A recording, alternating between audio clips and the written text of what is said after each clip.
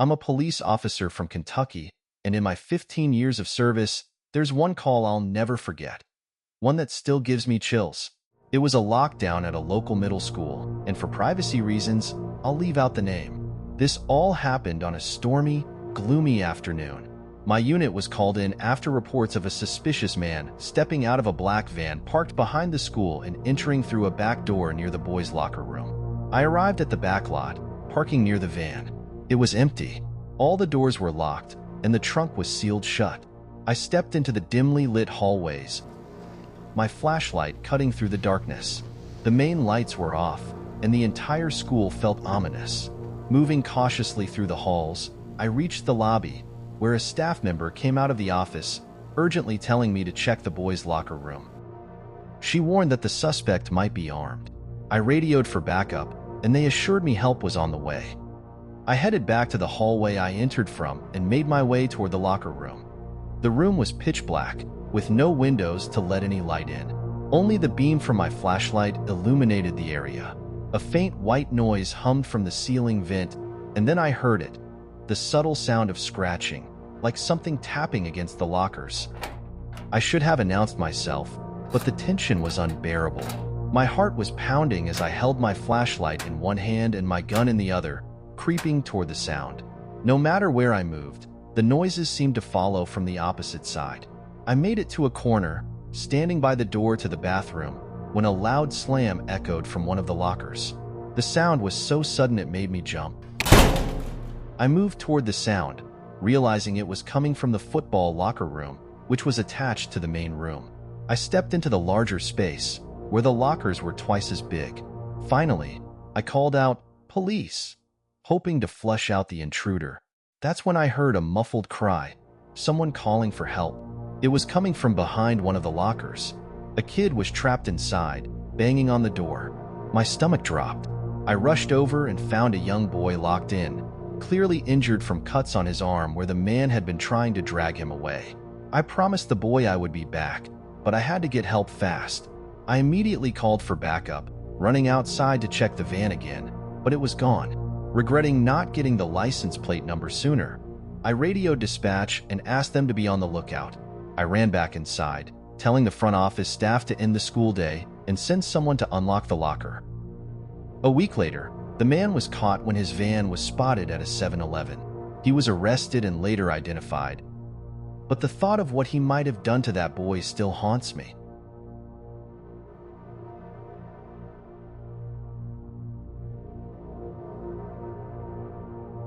I was 15, a junior in high school.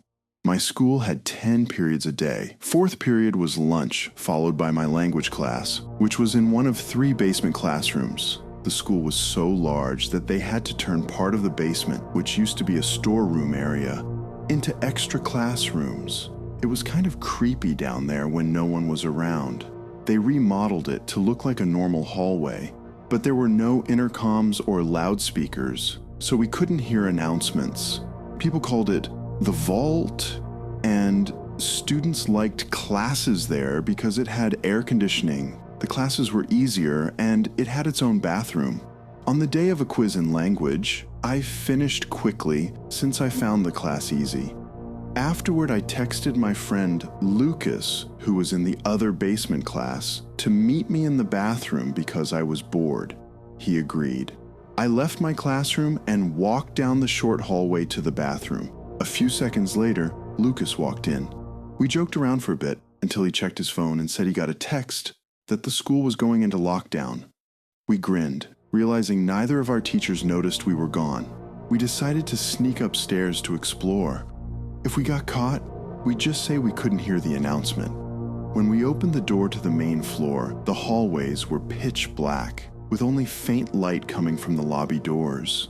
The lights usually stayed on during lockdowns, so this felt serious. Lucas stepped into the hallway, and I followed.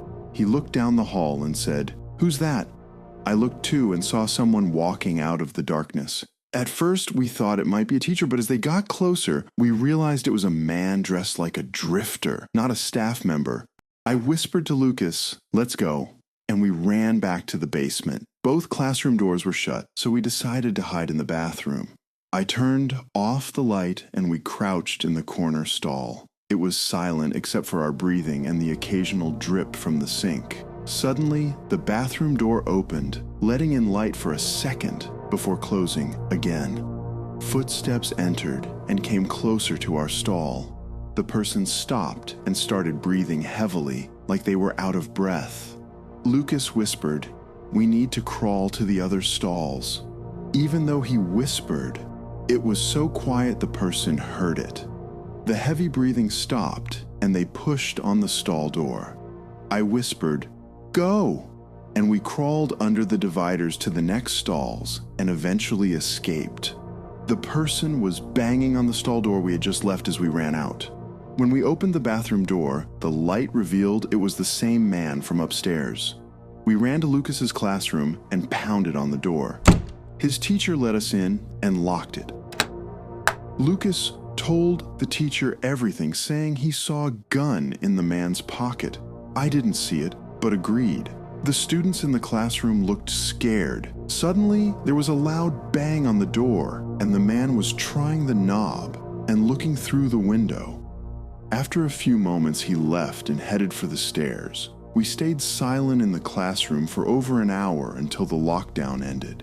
The teacher told us to line up and walk out of the building where the police were waiting. Lucas and I described the man to the officers. After this incident, the school installed cameras everywhere and increased security.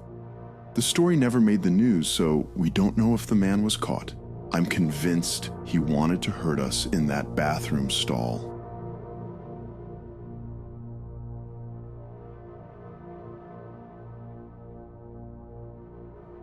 It was a chilly evening in South Carolina when I arrived at my hotel after spending the day touring the University of South Carolina. I was considering it as a possible school, but my family couldn't join me, so I was alone. The weather was a bit gloomy, clouds were hanging low, and the air felt heavy with the promise of rain.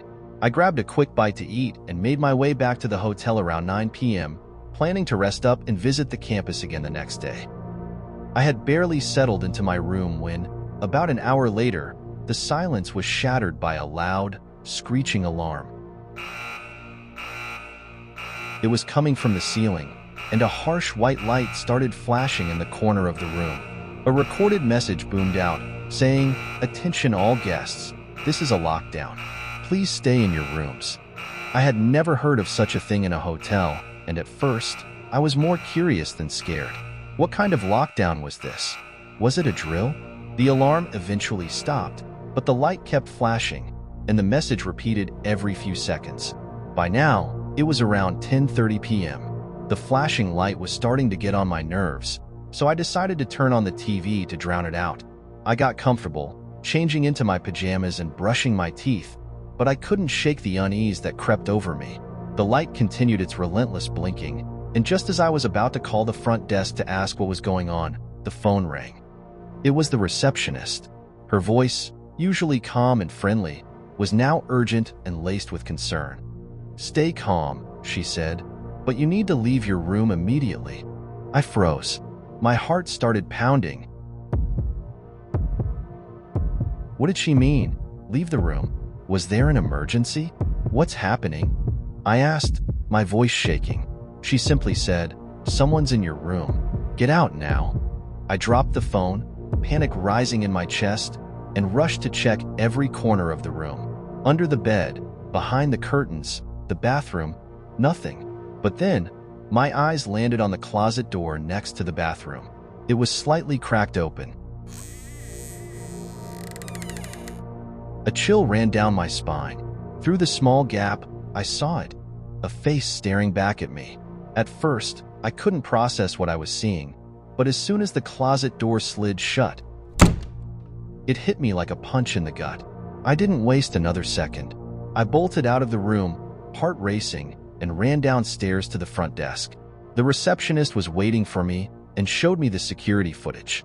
It was from earlier that evening. A man had been roaming the hallways, looking out of place, his movements slow and deliberate. When he reached my door, he used a key card to open it. I could feel my stomach drop as I watched it unfold on the screen. The authorities soon arrived and took the man away in handcuffs. He was short, probably in his 50s, and as he passed me, he gave me a cold, knowing look, like he recognized me. It suddenly dawned on me. He'd been watching me. For how long? How long had he been waiting for the right moment to strike? The thought sent a wave of fear over me. I shuddered, realizing how close I had come to something far worse.